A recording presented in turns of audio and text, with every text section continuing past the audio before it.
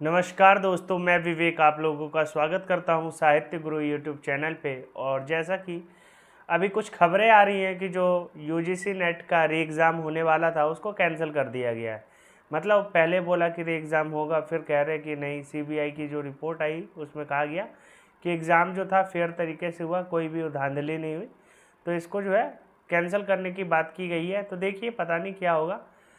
लेकिन मैं आज आपके लिए कुछ महत्वपूर्ण तथ्यों को लेकर आया हूँ, कुछ महत्वपूर्ण क्वेश्चंस को लेकर आया हूँ, जो कि है तो वन लाइनर। लेकिन अगर आप किसी भी एग्ज़ाम की तैयारी कर रहे हैं, टीजीटी, पीजीटी, DSSS या केवीएस की किसी भी टीचिंग एग्ज़ाम की तैयारी कर रहे हैं हिंदी साहित्य से, या नेट या जीआरएफ कुछ भी की तैयारी कर रहे हैं, तो ये जो क्वेश्चन है बहुत ही ज़्यादा इंपॉर्टेंट आपके लिए रहने वाले हैं। आज हम 50 क्वेश्चंस को देखेंगे और उनके आंसर्स को देखेंगे कि मतलब जो क्वेश्चंस हैं किस तरह से पूछे जाते हैं। हमें समझना है कि जो क्वेश्चन की लैंग्वेज है वह क्या है, तो हम देखेंगे और उनके उत्तरों को भी देखेंगे। तो चलिए हम शुरू करते हैं और चीज़ों को देखते हैं। देखिए, जो पहला क्वेश्चन है, किस नाटककार ने अपने नाटकों के लिए रंगमंच को अनिवार्य नहीं माना है। मतलब जो जयशंकर प्रसाद है ना, उनका कहना है कि मेरे नाटक ना रंगमंच के लिए नहीं है, रंगमंच को मेरे नाटकों के लिए होना चाहिए। तो जयशंकर प्रसाद जो हैं इस तरह की बात अपने नाटकों के लिए करते हैं। और आपको पता होगा कि नाटक विधा में जो सबसे सर्वश्रेष्ठ व्यक्ति हैं या रचनाकार हैं वे जयशंकर प्रसाद माने जाते हैं। जयशंकर प्रसाद को ही नाटकों का जनक भी माना जाता है। क्योंकि हिंदी साहित्य में जब हम देखते हैं कि जो नाटक आए, तो जो नाटक को सही रूप में लाए वे जयशंकर प्रसाद ही हैं, जो कि छायावाद के कवि हैं। वहीं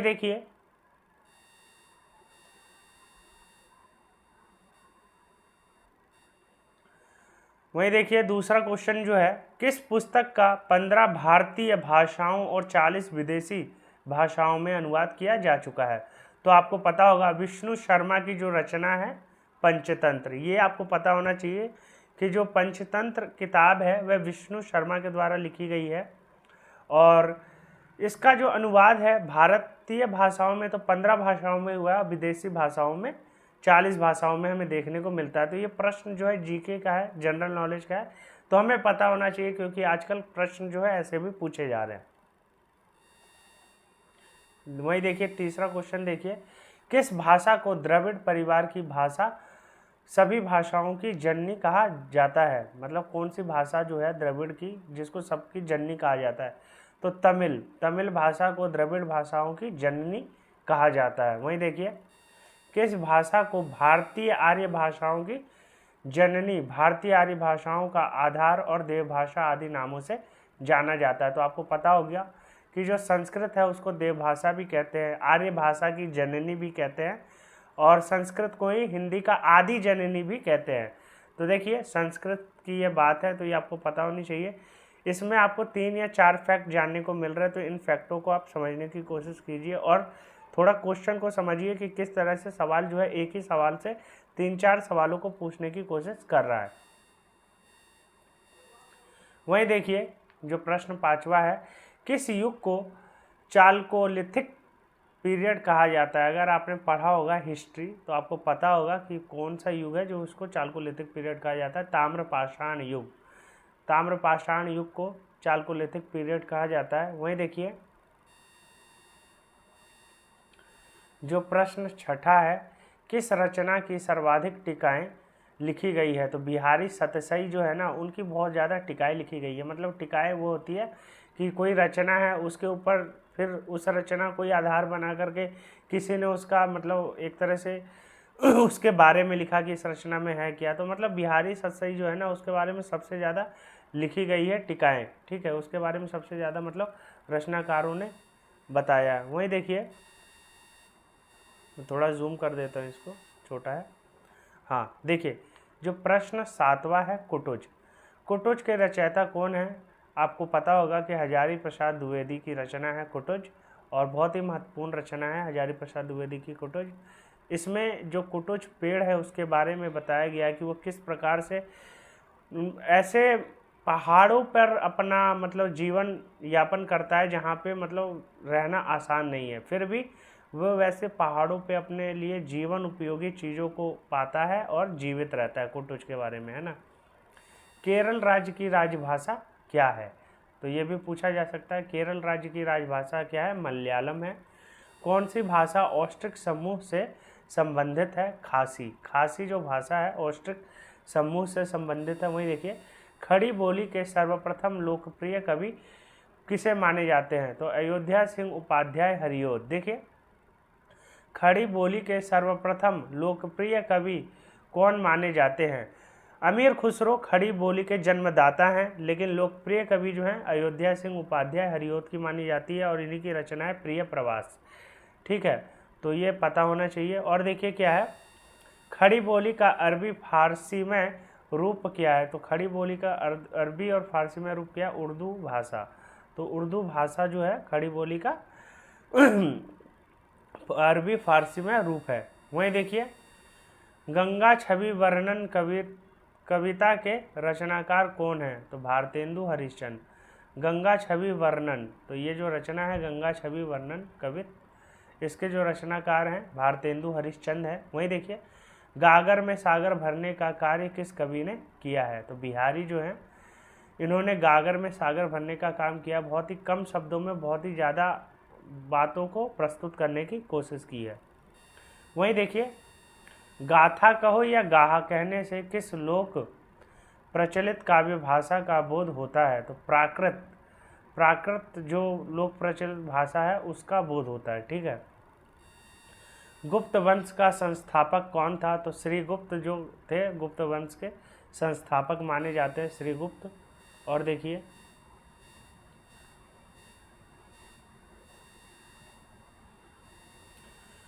गोदान किसकी रचना है? तो गोदान जो है प्रेमचंद की रचना है। गौतम बुद्ध ने अपने उपदेश सबसे अधिक किस स्थान पर दिए हैं? श्रावस्ती। श्रावस्ती में सबसे ज़्यादा मतलब जो है गौतम बुद्ध ने अपने उपदेश दिए हैं। वहीं देखिए, चंदबरदाई किसके दरबारी कवि थे? तो आपको पता होगा कि पृथ्वीराज चौहान के कवि थे और इन्होंने ही जो रचना लिखी है पृथ्वीराज रासो, सबसे ज़्यादा महत्वपूर्ण रचना है पृथ्वीराज रासो और इसको प्रथम रचना भी मानी जाती है हिंदी की। ठीक है, तो सबसे पहले जो है चंदबरदाई के बारे में हमें देखने को मिलता है और पृथ्वीराज के राजकवि माने जाते हैं, उनके मित्र भी कहे जाते हैं। वहीं देखिए, चंदन विष प्राप्त नहीं लिपटे रहत भुजंग, इस प्रस्तुति पंक्ति के रचयिता कौन है? तो रहीम जो हैं इस पंक्ति के रचयिता हैं, तो आपको पता होना चाहिए। चरणदास चोर किसकी नाट्य रचना है? हबीब तनवीर की रचना है। चरणदास चोर और हबीब तनवीर की रचना है आगरा बाजार। तो पता होना चाहिए कि कौन से रचनाकार की कितनी रचनाएं हैं और कौन कौन सी मुख्य रचनाएं हैं। चांद का मुंह टेढ़ा है काव्य के रचयिता कौन है? गजानन माधव मुक्तिबोध इनकी रचना है और मुक्तिबोध का एक बहुत ही ज़्यादा प्रिय पात्र है जिसका नाम है ब्रह्म राक्षस। तो ये हमें पता होना चाहिए। चारु शब्द की शुद्ध भावात्मक संज्ञा क्या है? चारु, तो चारु का जो भावात्मक संज्ञा है वह है चारुता। ठीक है, चारु मतलब एक तरह से कहते हैं ना चारु चंद्र की चंद्रमा, तो चारु का मतलब है चारुता। ठीक है, चिंतामणि के रचयिता कौन है? तो रामचंद्र शुक्ल ने लिखी है रचना चिंतामणि। और यह प्रश्न पूछा जाता है रामचंद्र शुक्ल से जितने भी आपको इम्पोर्टेंट तथ्य लगे उनको आप पढ़ लीजिए, क्योंकि रामचंद्र शुक्ल जो हैं बहुत ही ज़्यादा इम्पोर्टेंट हो जाते हैं हिंदी साहित्य में, क्योंकि इनकी रचनाओं से सबसे ज़्यादा प्रश्न पूछा जाता है। इनकी जो रचना है हिंदी साहित्य का इतिहास, जो कि 1929 में इन्होंने लिखा है, मतलब प्रकाशित हुई है हिंदी साहित्य का इतिहास, जो कि सबसे ज़्यादा महत्वपूर्ण रचना मानी जाती है हिंदी साहित्य में।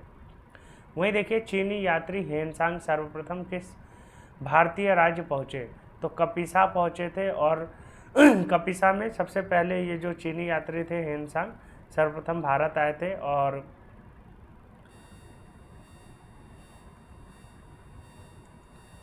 चीनी तिब्बती भाषा समूह की भाषाओं के बोलने वाले को कहा जाता है निषाद। तो जो चीनी और तिब्बती इन दोनों के समूह को भाषाओं को बोलता है ना, उनको कहते हैं निषाद। तो ये पता होना चाहिए कि निषाद किसको कहते हैं। छायावाद के प्रवर्तक का क्या नाम है? देखिए यहाँ पे जयशंकर प्रसाद दे रखा है, लेकिन मुकुटधर पांडे।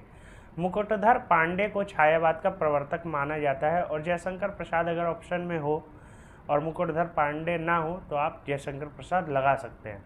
वहीं देखिए, जन्मेजय का नाग यज्ञ किसकी रचना है? तो जयशंकर प्रसाद की रचना है जन्मेजय का नाग यज्ञ, और बहुत ही ज़्यादा महत्वपूर्ण रचना है, नाटक है, तो ये आपको पता होना चाहिए। वहीं देखिए, देवनागरी लिपि को राष्ट्रलिपि के रूप में कब स्वीकार किया गया है? 14 सितंबर 1949 को। और आपको पता होना चाहिए कि जो हिंदी दिवस है भारत में वह 14 सितंबर को ही मनाया जाता है।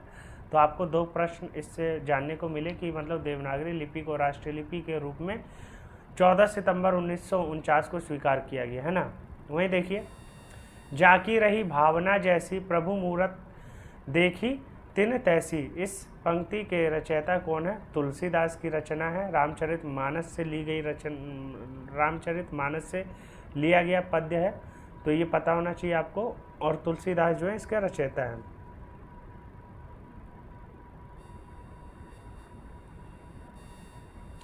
वहीं देखिए, जो अपनी जान खपाते हैं उनका हक उन लोगों से ज़्यादा है जो केवल रुपया लगाते हैं, यह कथन गोदान के किस पात्र द्वारा कहा गया है? तो महतो के द्वारा कहा गया है। आपको पता होगा कि गोदान के जो प्रमुख पात्र है, होरी है, धनिया है, मालती है, मेहता है, और मतलब राय साहब हैं, ब्रिज का, बहुत सारे इसके जो है महत्वपूर्ण पात्र हैं। तो आपको पता होना चाहिए कि कौन जो है इसका महत्वपूर्ण पात्र है और किसका कथन है। अगर आप नेट जीआरएफ की तैयारी कर रहे हैं तो आपको ये इन सब कथनों को पता होना चाहिए, क्योंकि कथन से ही प्रश्न पूछे जाते हैं। इसको मैं थोड़ा जूम कर देता हूँ ताकि आपको सही दिखे। देखिए, जो जिन शासन भाषियों सो मई कहूँ मारू, जो पालई सही भाऊ करी सो तरी पावई पारू, इस दोहे के रचनाकार का नाम क्या है? तो ये देखिए, जो दोहा है ना, देवसेन की रचना है, ठीक है। तो देख लीजिए आप, देवसेन की रचना है, महत्वपूर्ण है और दोहे में से आ सकता है। ज्ञानपीठ पुरस्कार किस क्षेत्र में श्रेष्ठ कार्य के लिए दिया जाता है? तो साहित्य का जो सबसे बड़ा पुरस्कार है लिटरेचर का, वह है ज्ञानपीठ पुरस्कार। तो लिटरेचर का जो सबसे बड़ा, साहित्य का सबसे बड़ा पुरस्कार है वह ज्ञानपीठ पुरस्कार, और ये साहित्य में दिया जाता है। और देखिए, ज्ञान मार्गी शाखा के कवियों को किस नाम से जाना जाता है? तो संत कवि कहते हैं। आपको पता होगा कि जो मध्यकाल है, मध्यकाल का पूर्व मध्यकाल है भक्तिकाल। भक्तिकाल में 2 शाखाएं हुई, निर्गुण शाखा और सगुण शाखा। निर्गुण शाखाओं की भी 2 शाखा हुई, ज्ञानाश्रय शाखा और प्रेमाश्रय शाखा। ज्ञानाश्रय शाखा में वे लोग आते हैं जो संत होते हैं, प्रेमाश्रय शाखा में वे लोग आते हैं जो जायसी हो गए, कुतुबन हो गए, मतलब इस तरह के रचनाकार हैं जिन्होंने अपन ईश्वर को प्रेमिका के रूप में प्रस्तुत किया, वे प्रेमाश्रय शाखा के अंतर्गत आते हैं। तो जो ज्ञानाश्रय शाखा के कवियों के अंतर्गत आते हुए संत कवि आते हैं। वहीं देखिए, झरना काव्य संग्रह के रचनाकार कौन है? जयशंकर प्रसाद इसके रचनाकार हैं, और झरना जो काव्य संग्रह है बहुत ही ज़्यादा महत्वपूर्ण काव्य संग्रह है जयशंकर प्रसाद का। डोगरी भाषा मुख्य रूप से कहाँ बोली जाती है? जम्मू कश्मीर में बोली जाती है डोगरी भाषा, ठीक है। तो डोगरी जम्मू कश्मीर में बोली जाती है। वहीं देखिए, 2.5 अक्षर प्रेम के पढ़े सो पंडित होए, इस पंक्ति के रचनाकार है कबीरदास। कबीरदास ने कहा था ना कि जो ज़्यादा पोथी जगमुआ पंडित भया न कोय, 2.5 अक्षर प्रेम के पढ़े सो पंडित होए, मतलब ज़्यादा पढ़ने से कोई ज्ञानी नहीं होता, जिसको केवल इतना पता है कि प्रेम का अर्थ जिसको पता है ना, वही ज्ञानी माना गया है। तो कबीरदास की ये पंक्ति है और बहुत ही ज़्यादा महत्वपूर्ण पंक्ति है। टीजीटी, पीजीटी और केवीएस के जो एग्ज़ाम होते हैं इनमें ये ऐसी पंक्तियाँ पूछी जाती है। नेट जीआरएफ में कम चांसेस रहते हैं, क्योंकि नेट जीआरएफ का जो लेवल होता है थोड़ा हार्ड होता है।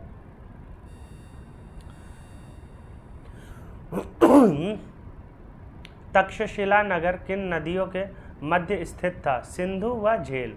तो तक्षशिला, जैसा कि आपको पता होगा कि वर्तमान में पाकिस्तान में है, तो सिंधु व झेलम जो नदी है ना, उसके दोनों के बीच में स्थित है तक्षशिला।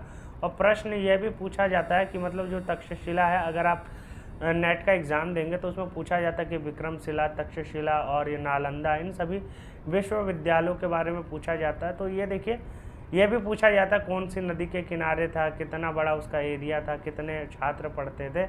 तो सिंधु और झेलम नदी के बीच में स्थित था तक्षशिला, तो ये आपको पता होना चाहिए। वहीं देखिए तरनी तनुजा तट तमाल तरुवर बहु छाए, इस पंक्ति के रचयिता कौन है? तो भारतेंदु हरिश्चंद्र इस पंक्ति के रचयिता हैं। और आपको पता होना चाहिए कि जो भारतेंदु हरिश्चंद्र है उनका जन्म 1850 में हुआ था, और वे जो पहले मतलब संपादक बने कविवचन सुधा के 1868 में, मतलब 18 वर्ष की उम्र में ही वे संपादक बन चुके थे कविवचन सुधा में। वो लिखने का काम करते थे, मतलब ठीक है। और भारतेंदु हरिश्चंद्र से ही 1850 से ही आधुनिक हिंदी साहित्य का, आधुनिक काल का, हिंदी साहित्य में आधुनिक काल का वो माना जाता है, आरंभ माना जाता है। वहीं देखिए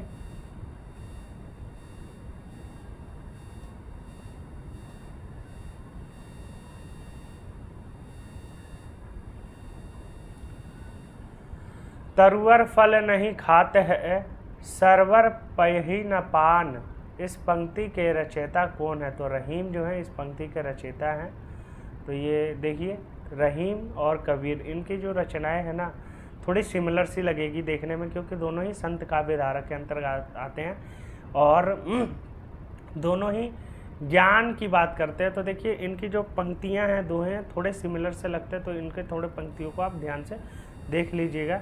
तितली किसकी रचना है? जयशंकर प्रसाद की रचना है, उपन्यास है। तितली, कंकाल, और जो तितली है, कंकाल है, तो ये इनकी रचना है, जयशंकर प्रसाद के उपन्यास है, ठीक है। वही देखिए तुलसीदास का वह ग्रंथ कौन सा है जिसमें ज्योतिष का वर्णन किया गया है? तो ज्योतिष का वर्णन किसमें किया गया है? रामाज्ञा प्रश्नावली। तो तुलसीदास की रचना है रामाज्ञा प्रश्नावली। अगर आपको पता होगा कि तुलसीदास ने बहुत सारी रचनाएं लिखी है, जैसे कि रामचरितमानस लिखी है इन्होंने, गीता रहस्य लिखी है, और मतलब इनकी बहुत सारी रचनाएं हैं। और रामचरितमानस जो है सबसे ज़्यादा इम्पोर्टेंट है, उसके जो कांड है 7 कांडों में रामचरितमानस जो है विभक्त है। यह भी पूछा जाता है कि रामचरितमानस के कितने कांड हैं? 7 कांड हैं। उन कांडों को सीरियल से लगाने के लिए भी पूछा जाता है। तो आप इन सभी चीज़ों को थोड़ा ध्यान से देख लीजिएगा। देखिए तुलसीदास ने अपनी रचनाओं में किसका वर्णन किया है? तो राम का वर्णन किया, जाहिर सी बात है, राम के बहुत बड़े भक्त थे। और मतलब वही देखिए वह तोड़ती पत्थर इलाहाबाद के पथ पर। तो तोड़ती पत्थर किसकी रचना है? सूर्यकांत त्रिपाठी निराला की रचना है। तोड़ती पत्थर कविता के कवि कौन है? तो सूर्यकांत त्रिपाठी निराला हैं। और ये जो रचना है ना बहुत ही ज़्यादा इम्पोर्टेंट है।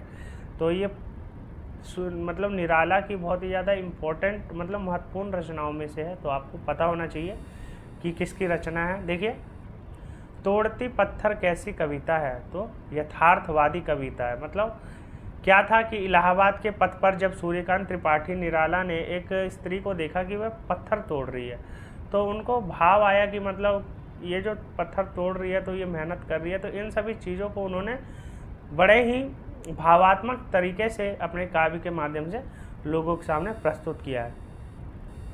त्यागपत्र उपन्यास किसकी रचना है? तो जैनेन्द्र कुमार की रचना है त्यागपत्र। देखिए जैनेन्द्र जो है मनोवैज्ञानिक रचनाकार है, और इनकी रचना बहुत ही ज़्यादा महत्वपूर्ण हो जाती है। जैसे कि इनकी रचना है, एक रचना है जैनेन्द्र की रचना है पाजेब। हाँ, पाजेब इन्हीं की रचना है, जिसमें ये मनोवैज्ञानिक रचनाकार है। तो थोड़ा आप जैनेन्द्र की रचनाओं को देख लीजिएगा, और इनकी जो रचनाएं है ना बहुत ही ज़्यादा महत्वपूर्ण हो जाती है, क्योंकि ये मनोवैज्ञानिक रचनाकार हैं। और देखिए क्या है, दरवाजे से चंडाल गढ़ी की तरफ नज़र दौड़ाने पर एक अद्भुत दृश्य दिखाई देता था। इस पंक्ति के कौन रचनाकार है? तो राहुल सांकृत्यायन। आपको पता होगा कि जो राहुल सांकृत्यायन है घुमक्कड़ किस्म के व्यक्ति हैं, और इनकी रचनाएं जो हैं मतलब ज़्यादातर हम जो राहुल सांकृत्यायन की रचनाएं देखते हैं कि ये चीन तिब्बत की यात्रा कर चुके हैं, यूरोप की यात्रा कर चुके हैं, बहुत जगह इन्होंने घूमा है, और ये घुमक्कड़ किस्म के व्यक्ति हैं, यायावर किस्म के व्यक्ति हैं। तो ये देखिए इनकी रचना है। और देखिए क्या है,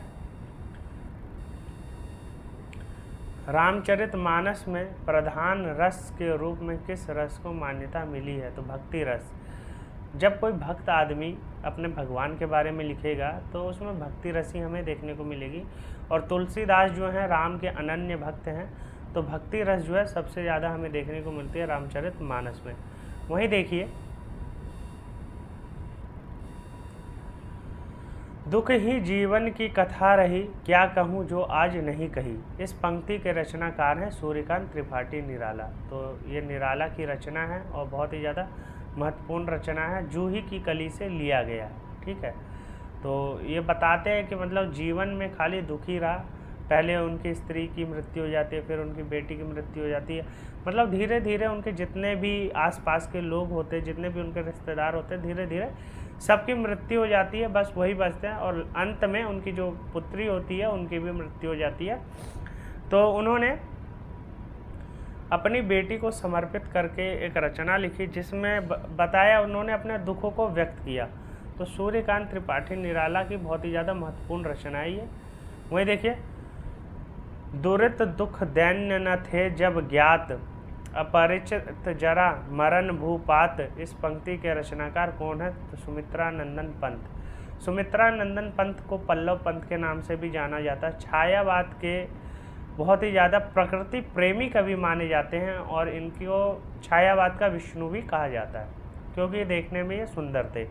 जयशंकर प्रसाद को छायावाद का ब्रह्मा कहा जाता है और सूर्यकांत त्रिपाठी निराला को छायावाद का शिव कहा जाता है, महादेव कहा जाता है एक तरह से। ठीक है, तो छायावाद जो है बहुत ही ज़्यादा महत्वपूर्ण हो जाता है और छायावाद कवियों के बारे में बहुत ही ज़्यादा महत्वपूर्ण रचनाएं पूछी जाती है। देखिए, महादेवी वर्मा जो है उसको आधुनिक युग की मीरा कहा जाता है और उनको सरस्वती भी कहा है सूर्यकांत त्रिपाठी निराला ने।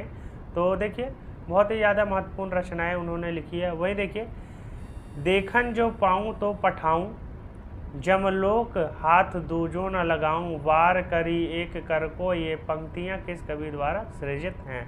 तो नाभादास की रचना है और नाभादास बहुत ही ज़्यादा महत्वपूर्ण रचनाकार हैं। नाभादास जो है भक्ति काल के कवि हैं, भक्ति काल के रचनाकार हैं, बहुत ही ज़्यादा महत्वपूर्ण रचनाकार हैं। वही देखिए,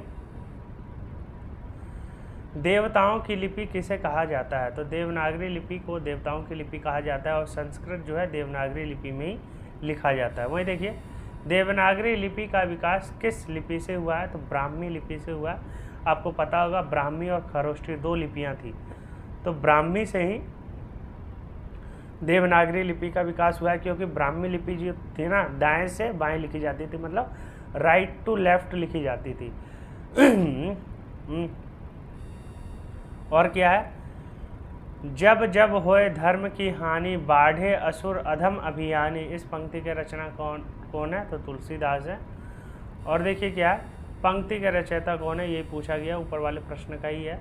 देश का पहला राष्ट्रीय हिंदी संग्रहालय कहाँ स्थापित किया जा रहा है?